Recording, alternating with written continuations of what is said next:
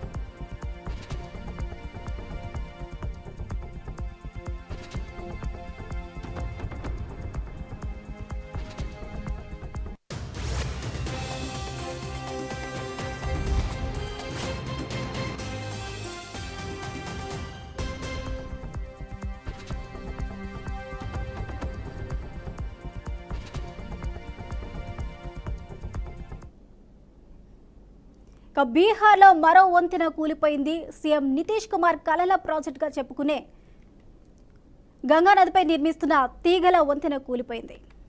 అయితే ప్రస్తుతం ఇది చర్చనీయాంశంగా మారింది. ఇక తీగల వంతెన బ్రిడ్జిలో ఒకవైపు భాగం కూలి నదిలో కొట్టుకుపోయింది. అయితే అదృష్టవశాత్తు ఎవరికి ఎలాంటి ప్రమాదం జరగలేదు. గత 9 ఏళ్లుగా నిర్మాణంలో ఉన్న ఈ వంతెన కూలడం ఇది మూడోసారి. నిర్మాణంలో ఉండగానే ఈ వంతెన పదే పదే కూలిపోతూ ఉండటంతో నిర్మాణ నాణ్యత, ప్రాజెక్టుపై అనేక ప్రశ్నలు తలెత్తుతున్నాయి.